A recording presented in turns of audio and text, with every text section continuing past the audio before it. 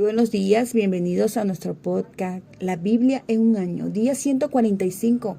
El tema de hoy, cómo finalizar bien. Puedes terminar bien, aunque hayas tenido un mal comienzo en la vida, o te hayas envilecido en el camino, o hayas cometido errores y tengas remordimientos. Puedes terminar bien y eso es lo que más importa. Algunos comienzan bien, pero caen.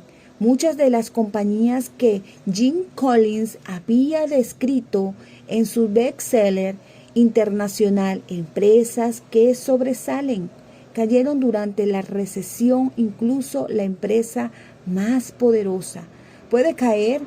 En su libro más reciente, Cómo caen los poderosos, examina el camino hacia la perdición. La primera etapa del proceso comienza por el orgullo arrogante nacido de éxito. Al igual que con Saúl en el pasaje del Antiguo Testamento de hoy, la arrogancia es por donde comienza el proceso por el cual caen los poderosos. Saúl comenzó bien, pero no terminó bien. Es más importante terminar bien que empezar bien. En el Nuevo Testamento, Saulo de Tarso comenzó realmente mal, como perseguidor de Jesús, pero terminó bien como el gran apóstol Pablo. Como siempre, Jesús nos muestra el camino. Su vida fue relativamente corta y murió a los 30 y tantos años, pero terminó bien. Él completó la obra que el Padre le dio para hacer. Se puede ver en Juan 17:4. Esta es mi ambición en la vida. Quiero completar la obra que Dios me ha dado para hacer. ¿Cómo puedes estar seguro de que finalizas bien? Hoy le estaré leyendo la Biblia en la NBI, en la Nueva Versión Internacional. Vamos a leer Proverbios capítulo 12 y capítulo 13. Proverbios 12, versículo 28. En el camino de la justicia se halla la vida. Por ese camino se evita la muerte. Por Proverbios 13, del 1 al 9. El hijo sabio atiende a la corrección de su padre, pero el insolente no hace caso a la reprensión. Quien habla el bien, del bien se nutre, pero el infiel padece hambre de violencia. El que refrena su lengua protege su vida, pero el ligero de labios provoca su ruina. El perezoso codicia y no satisface sus anhelos. El diligente prospera en todo lo que anhela. El justo aborrece la mentira. El malvado acarrea vergüenza y deshonra. La justicia protege al que anda en integridad, pero la maldad arruina al pecador. Hay quien pretende ser rico y no tiene nada. Hay quien parece ser pobre y todo lo tiene. Con su riqueza el rico pone a salvo su vida, pero al pobre no hay quien lo reprenda. La luz de los justos brilla radiante, pero los malvados son como lámpara apagada. Amén. Primer punto, ten una visión de largo plazo. El escritor de Proverbios nos anima a adoptar la visión a largo plazo y permanecer en el camino de la justicia. Donde se halla la vida, por ese camino se evita la muerte. Capítulo 12, versículo 28. Evita la tentación de centrarte solo en aquel y el ahora y actúa con la perspectiva de la eternidad. ¿A qué se asemeja una vida justa? A escuchar el consejo de los padres. El niño sabio atiende a la corrección de su padre. Capítulo 13, versículo 1. Honra a los padres es una de las prioridades de Dios. La vida familiar y la buena crianza de los hijos son primordiales. Recomiendo el libro para padres de la familia de Nikki y Sila Lee. B. Guarda tus labios. El que refrena su lengua protege su vida, pero el ligero de labios provoca su ruina. Versículo 3.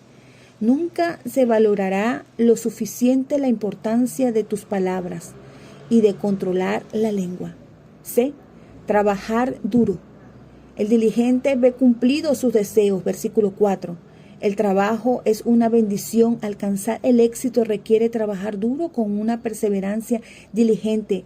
Winston Churchill señaló: El éxito es la capacidad de ir de fracaso en fracaso sin perder el entusiasmo. D. Amar la verdad. El justo aborrece la mentira. Versículo 5. Debemos odiar la deshonestidad y amar la verdad. Mark Twain dijo en una ocasión: si dices la verdad, no tienes que recordar nada. Ser una persona de integridad. La justicia protege al que anda en integridad. Versículo 6. Tener integridad no significa ser perfecto, significa ser honesto, genuino y auténtico. Es lo contrario de la hipocresía. En su libro Integridad, el doctor Henry Cloud, psicólogo clínico, escribe que la integridad es la clave del éxito. Una persona con integridad tiene la habilidad poco común de que todo funcione en unidad, de hacer que todo suceda sin importar cuán desafiante sea la circunstancia. Oremos. Señor, ayúdame a ser sabio, a honrar a los padres, guardar mis labios, trabajar duro, decir la verdad y vivir una vida íntegra. Amén. Les voy a leer el libro de Juan, capítulo 14, versículos del 1 al 31. Jesús consuela a sus discípulos.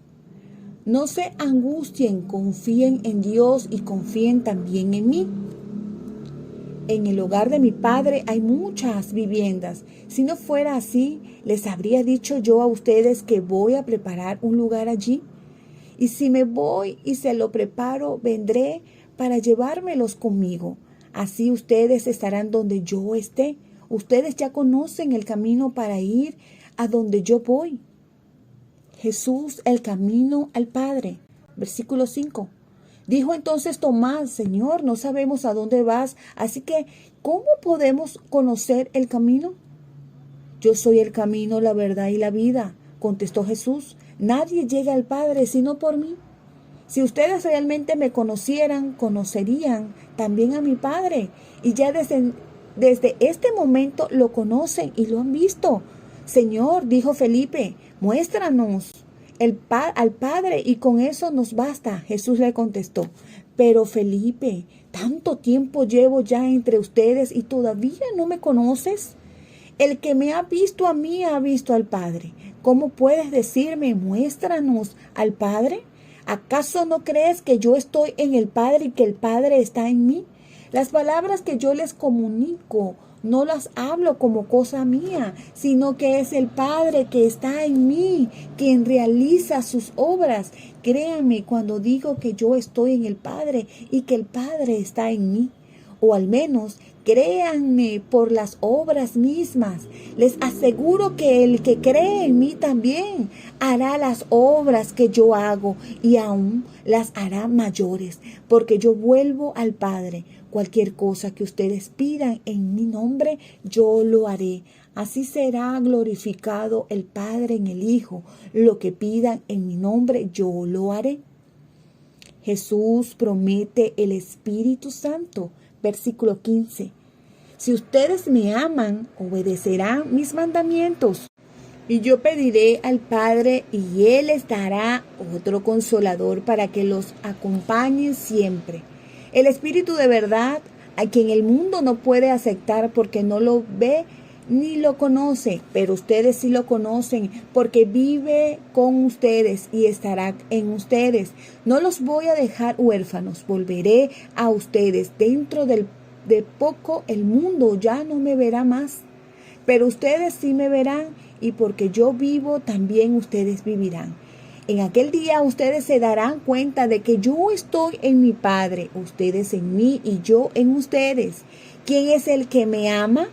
El que hace suyos mis mandamientos y los obedece. Y al que me ama, mi Padre lo amará y yo también lo amaré y me manifestaré a él. Versículo 22. Judas, no el Iscariote, le dijo: ¿por qué, Señor, estás dispuesto a manifestarte a nosotros y no al mundo? Le contestó Jesús: el que me ama obedecerá mi palabra y mi Padre lo amará Vendremos a Él y haremos nuestra morada en Él.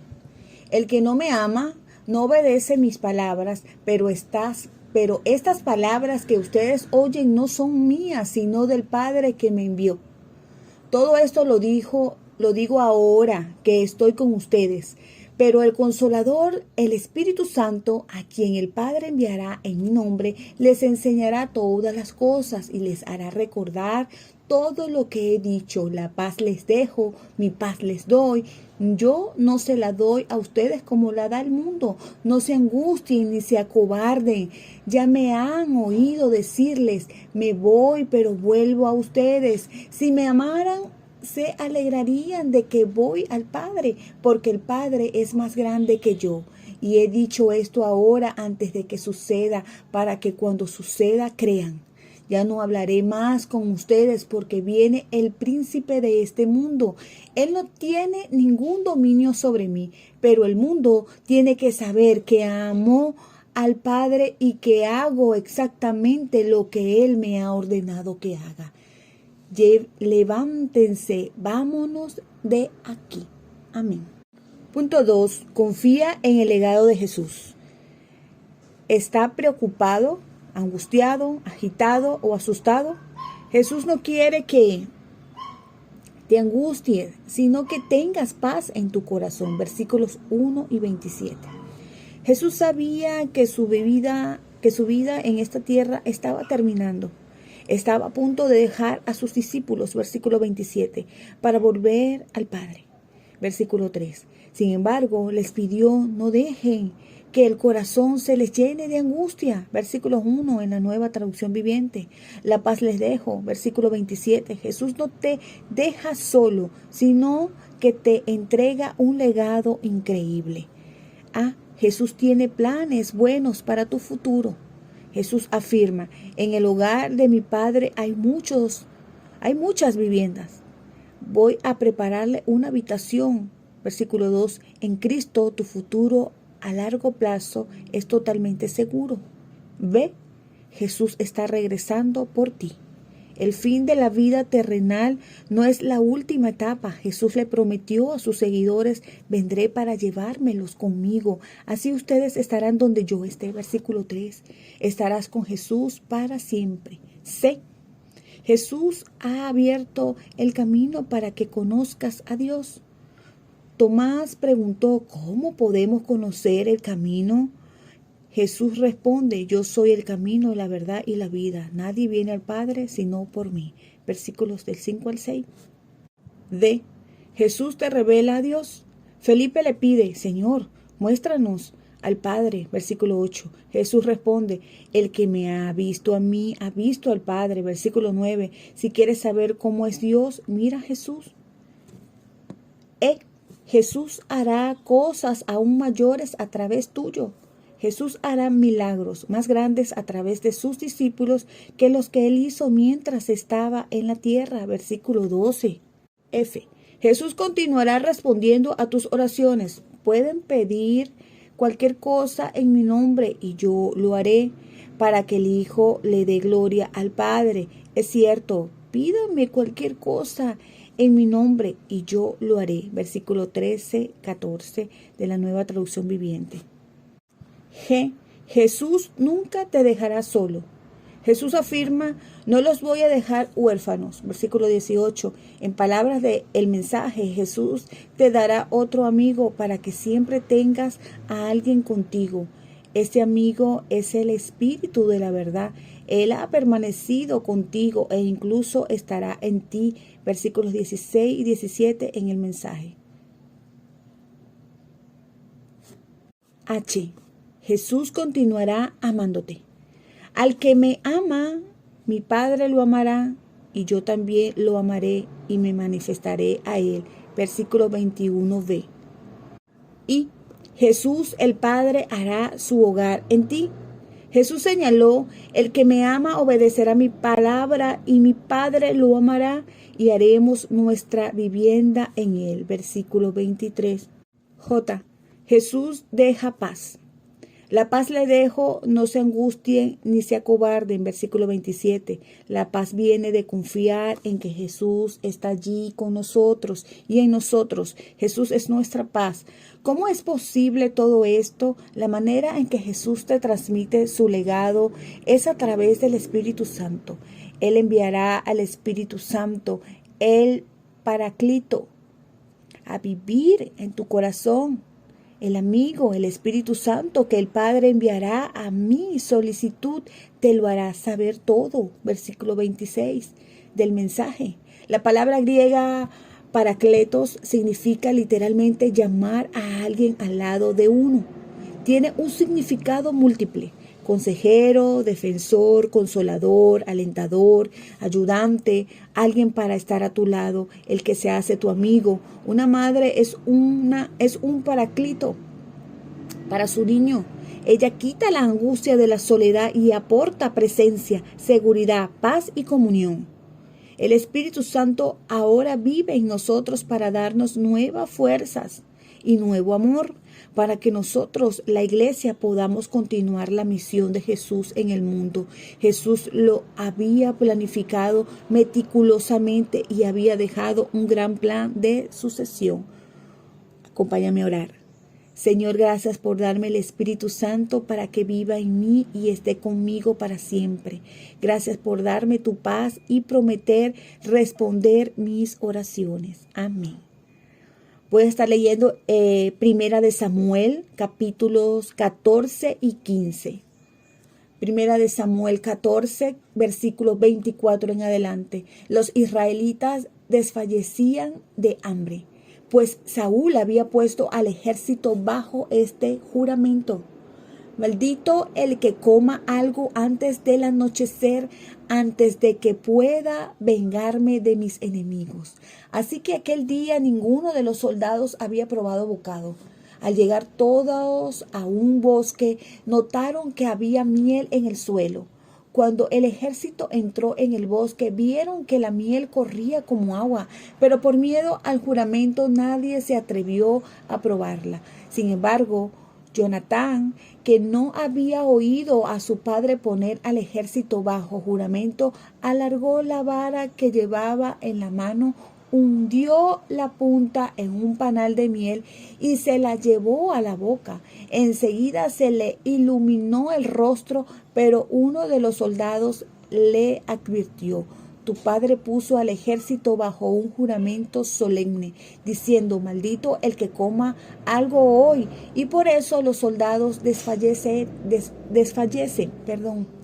Mi padre ha causado un gran daño al país, respondió Jonatán. Miren cómo me volvió el color al rostro cuando probé un poco de esta miel. Imagínense si todo el ejército hubiera comido del botín que se arrebató al enemigo.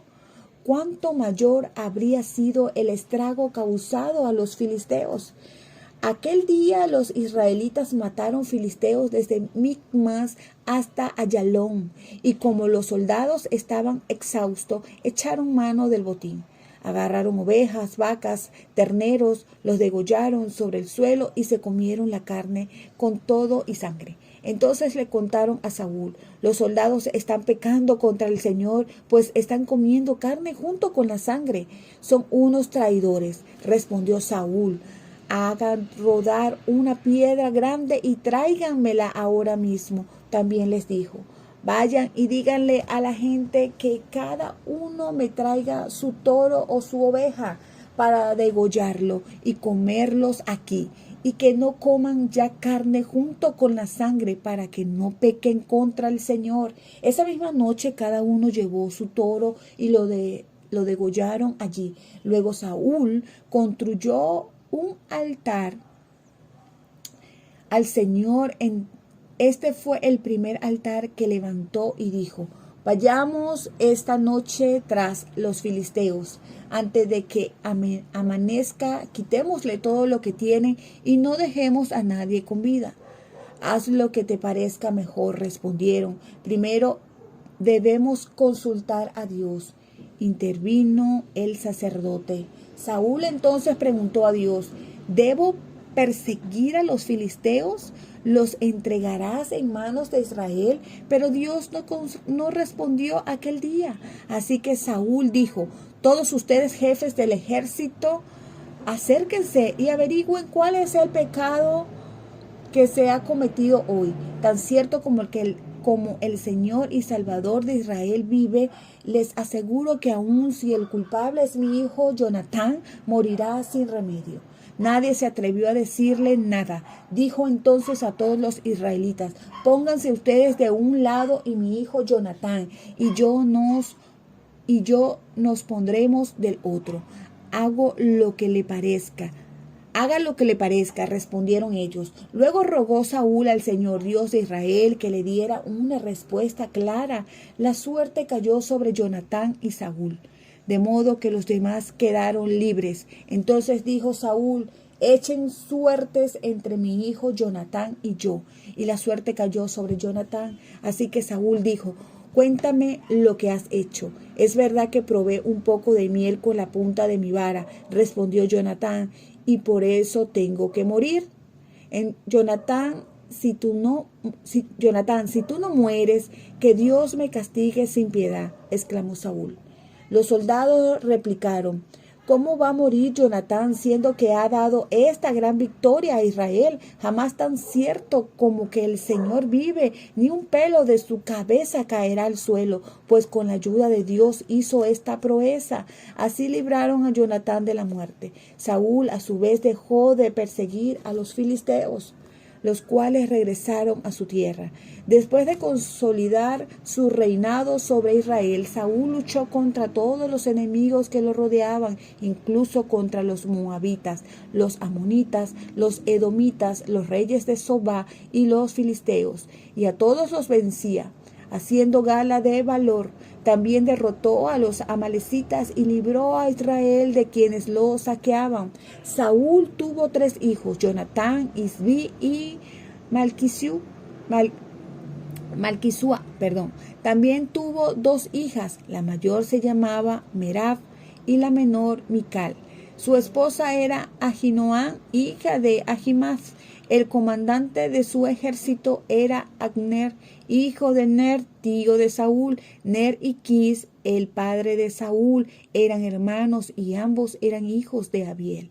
Durante todo el reinado de Saúl se luchó sin cuartel contra los filisteos. Por eso, siempre que Saúl veía a alguien fuerte y valiente, lo alistaba en su ejército. 1 Samuel 15. El Señor rechaza a Saúl. Versículo 1. Un día Samuel dijo a Saúl: el Señor me envió a ungirte como rey sobre su pueblo Israel. Así que pon atención al mensaje del Señor. Así dice el Señor de los ejércitos: he decidido castigar a los amalecitas por lo que le hicieron a Israel, pues no dejaron pasar al pueblo cuando salía del Egipto. Así que ve y ataca a los amalecitas ahora mismo. Destruye por completo todo lo que les pertenezca. No les tengas compasión. Mátalos a todos, hombres y mujeres, niños y recién nacidos, toros y ovejas, camellos y asnos. Saúl reunió al ejército y pasó revista en Telayín. Eran 200,000 soldados de infantería, más 10,000 soldados de Judá. Luego se dirigió a la ciudad de Amalec y tendió una emboscada en el barranco.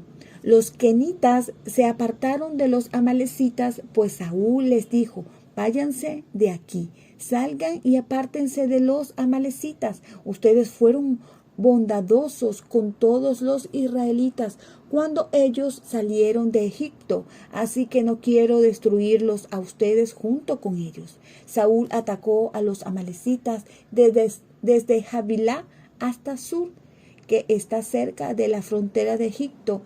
A Agag, rey de Amalec, lo capturó vivo, pero a todos los habitantes los mató a filo de espada. Además de perdonarle la vida al rey Agag, Saúl y su ejército preservaron las mejores ovejas y vacas, los terneros más gordos y, en fin, todo lo que era de valor. Nada de esto quisieron destruir, solo destruyeron lo que era inútil y lo que no servía. La palabra del Señor vino a Samuel: lamento haber hecho rey a Saúl, pues se ha apartado de mí y no ha llevado a cabo mis instrucciones.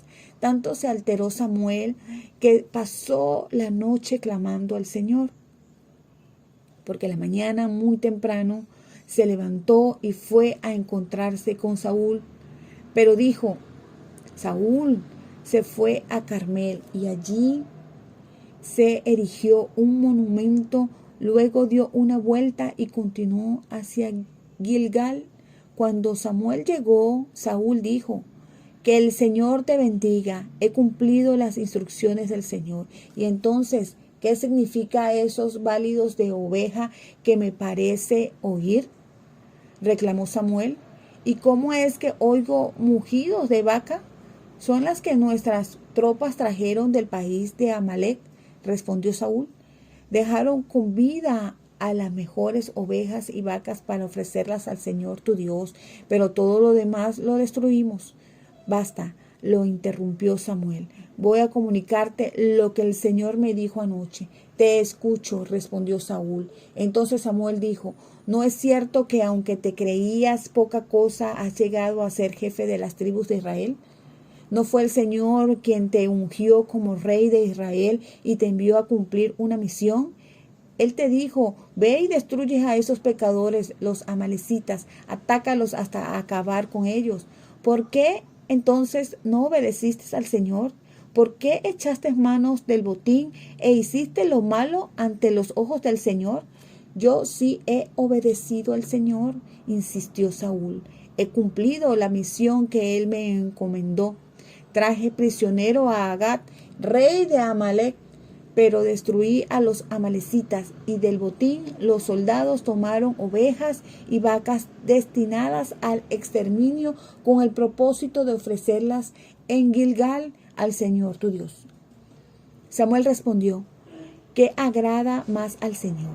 ¿Que se le ofrezca holocaustos y sacrificios, o que se obedezca lo que Él dice?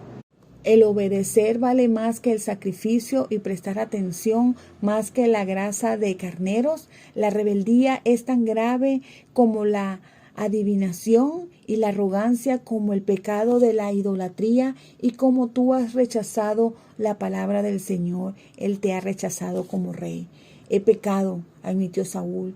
He desobedecido la orden del Señor y tus instrucciones. Los soldados me intimidaron y les hice caso.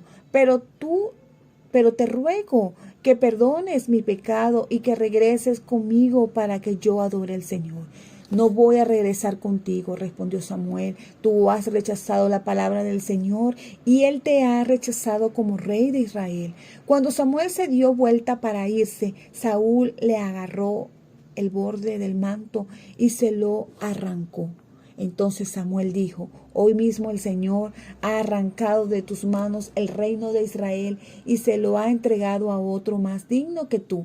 En verdad, el que es la gloria de Israel no miente ni cambia de parecer, pues no es hombre para cambiar de opinión. He pecado, respondió Saúl, pero te pido que por ahora me siga reconociendo ante los jefes de mi pueblo y ante todo Israel. Regresa conmigo para que yo adore al Señor tu Dios. Samuel regresó con él y Saúl adoró al Señor. Luego dijo Samuel: tráigame a Agag, rey de Amalec.